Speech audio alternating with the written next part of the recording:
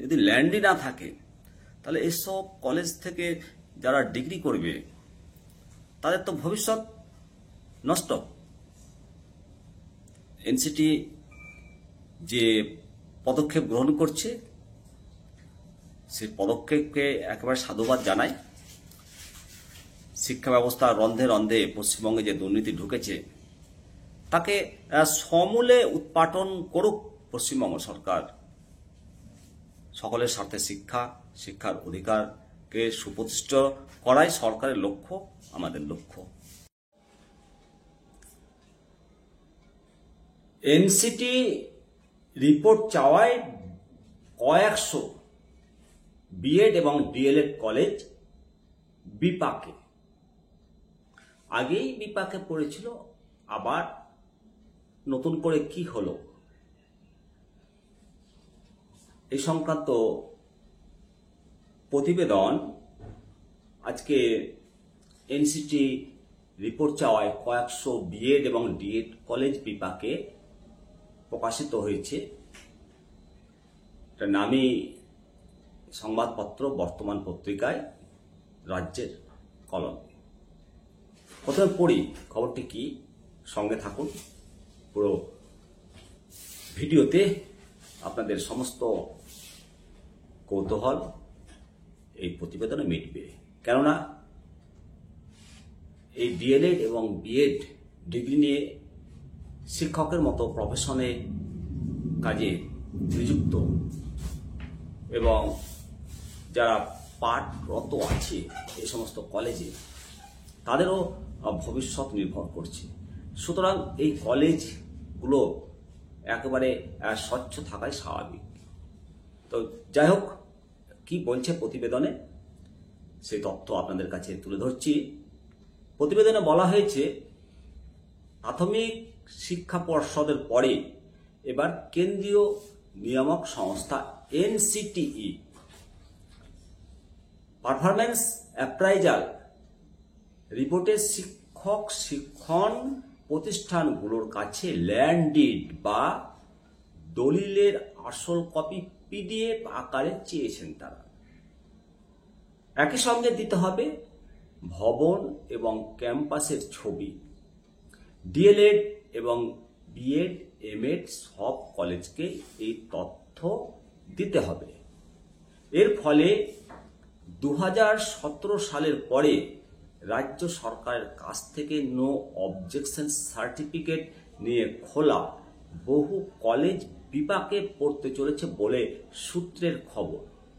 বর্তমানে এই ধরনের কলেজের সংখ্যা 1280টি, তবে তার মধ্যে 600টি খোলা হয়েছে 2017 সালের পরে। 300টি ডিএলএড এবং 300টি বিএড কলেজ খোলা হয়েছে বলে অভিজ্ঞ মহলের দাবি। তবে এই সমস্ত ব্যাপারে অনেক খামতি রয়েছে বলে অন্দরের খবর।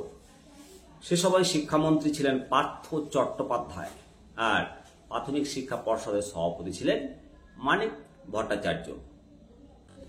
সেগুলোর অনুমোদিত জমি এবং ভবন ছিল কিনা তা নিয়ে গুরুতর প্রশ্ন তুলেছেন অন্য কলেজের কর্ণধার রায়।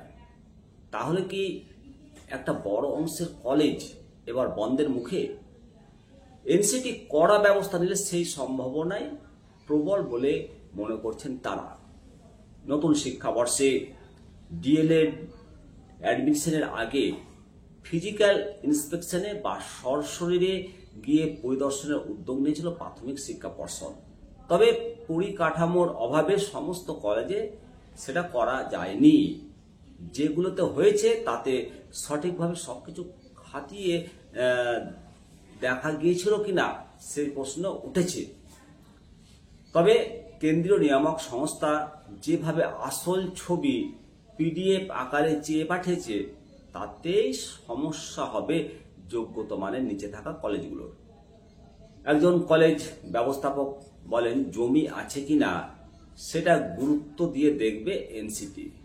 ডাক নম্বর ধরে তা মিলিয়ে দেখা সম্ভব।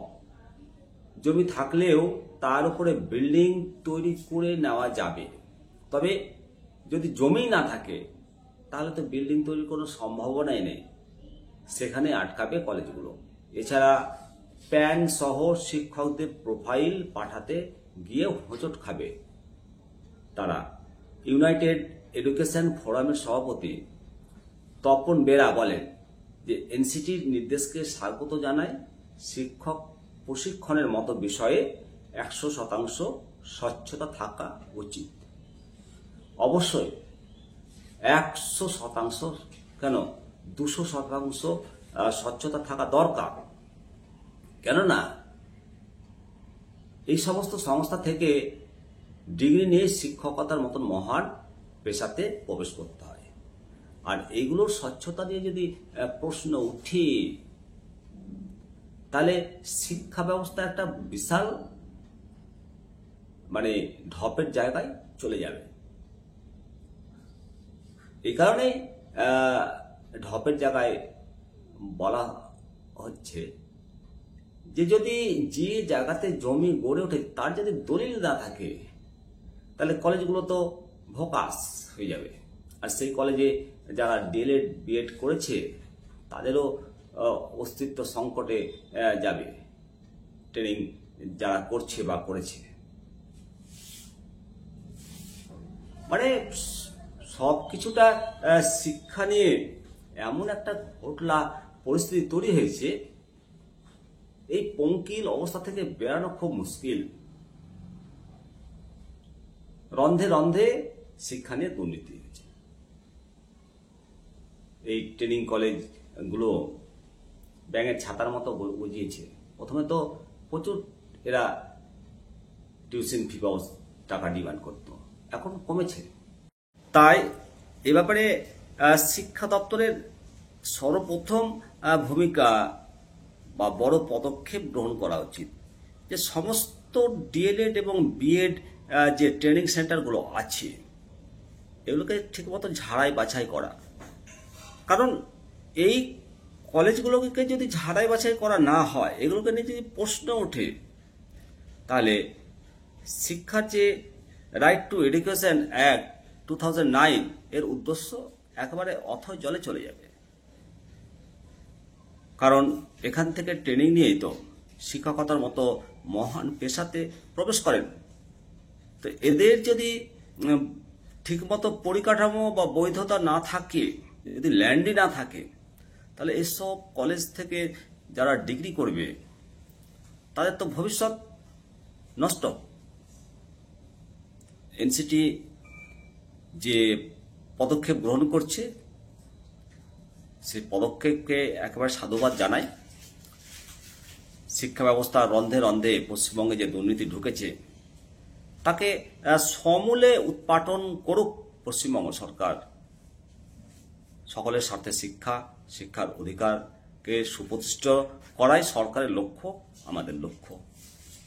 আপনারা অবশ্যই মতামত দেবেন। সঙ্গে ভালো থাকুন, সুস্থ থাকুন, দেখতে থাকুন নিউজ দর্শন। নমস্কার।